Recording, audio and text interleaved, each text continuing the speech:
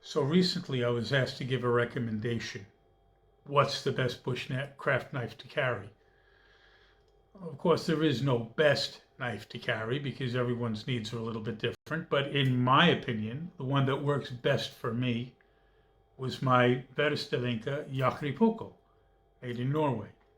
And it is just, for my use, the best knife I've ever used. But the person who asked me wanted a lower cost alternative because they were on a tighter budget, and that's fair enough.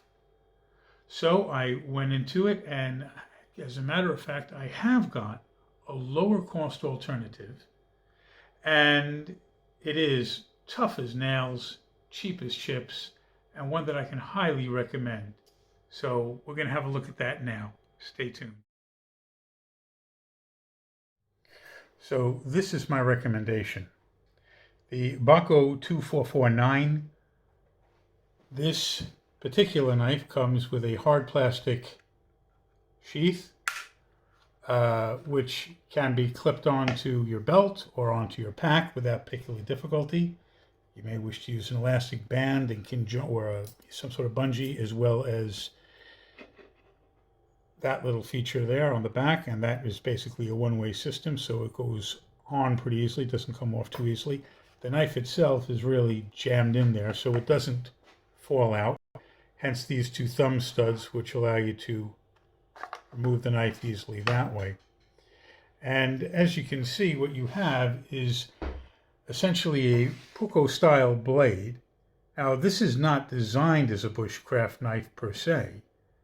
This is designed as a carpenter's wrecking knife, so that if you are taking wooden structures and just basically tearing them apart, you would use this to do it. The actual spine is quite thick.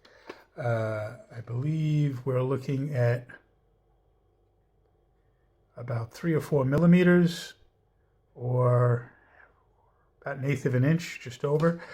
It's really quite good. The blade itself, from hilt to tip, is 4 inches, or about 102 millimeters. So it's fairly compact, and you will notice that the handle is longer than the blade, which is excellent for giving you a really good grip that has a lot of control, which is obviously a useful thing when you're handling a knife. Again, the style of the blade is a traditional Puko style with a proper Scandi grind, almost borderline saber grind, but I would say more Scandi than saber. And this thing is designed so that you can actually hit it with a hammer on the end, forcing that deep in, and then just literally prying wood apart. This is designed to be used in a way that ordinarily you would not use a knife the way that you would use this, because this is really designed to be used almost like a chisel, except it has the knife shape and grind. So it's extremely good quality. Again, price-wise, you're looking, well, if you shop around online, you can buy these for between 18 and 24 pounds, which is about $22 to $28, something like that. It is actually not especially expensive.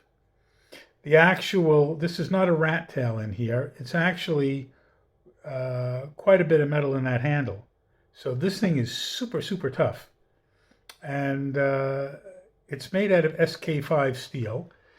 For those of you who know steels a little bit, but aren't necessarily familiar with the SK5, SK5 is a medium quality carbon-based steel that is very similar to 1095, but it's a little bit more corrosion resistant and a whole lot tougher.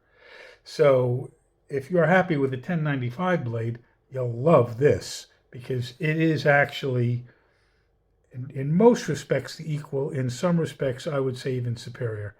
It takes and holds a great edge, doesn't require too much to sharpen it. The manufacturers list it as being Rockwell hardness between 57 and 59, so 58 plus or minus 1.